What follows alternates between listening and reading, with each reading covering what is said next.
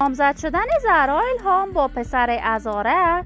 نامزد زهرا الهام کیست؟ افشای حقایق تازه و کاملا شوکه کننده زهرا الهام در کشور استرالیا و کاروبار جدید و به دور از تصور زهرا الهام در کشور استرالیا.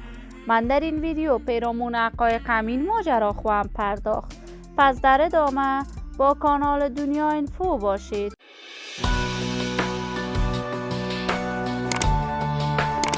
سلام، شما را خوش آمدید میگم به یکی دیگر از ویدیوهای جذاب کانال من. برای دوست شدن با کانال دنیا اینفو علامت سابسکرایب را فشار دهید تا از ویدیوهای دیگر کانال من هم آگاه شوید.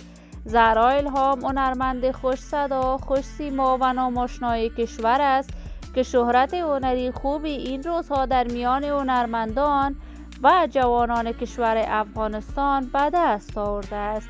زهرا الهام تا سن نوجوانی در کویت پاکستان بزرگ شده است، ولی نظر به علاقه‌ای که به پروسه ستاره افغان داشت وی دوباره به کشورش برگشت و در برنامه رقابتی ستاره افغان تلویزیون طلوع اشتراک کرد و توانست مقام اول را در این پروسه از آن خود کند.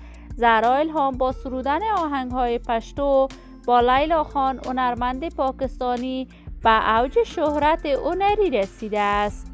زهرا الهام با یک برادرش در کشور استرالیا زندگی می کند و در آنجا هم آرام ننشسته و به کارهای هنری خود ادامه داده است. زهرا الهام همیشه علاقه فراوان داشته که با هنرمندان دیگر آهنگ‌های دوگانه اجرا کند. وی پیشنهاد آهنگ دوگانه برای آریانا سعید ملکه دلها داده است، ولی تاکنون آریانا سعید جواب برای زهرا الهام نداده است. این همه در حالی است که زهرا الهام تصاویرش را در صفحات مجازیش نشر کرده است که با یک پسر ازاره از دوستان و اقاربش نامزد شده است، ولی تاکنون درباره هویت نامزدش در صفحات مجازی چیزی بیان نکرده است. من هم پیوند نامزدی زهرا الهام را از صمیم قلب تبریک گفته. دوستان نهایت عزیز، شما هم نظریاتتان را در بخش کامنت با من شریک بسازید. این ویدیو را با دوستداران و علاقه‌مندان زهرا الهام به اشتراک بگذارید.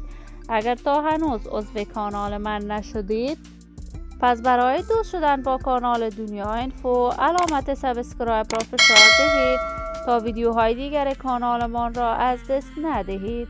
سلامتی شما نازنینان آرزوی من است. تا درودی دیگر، بدرود.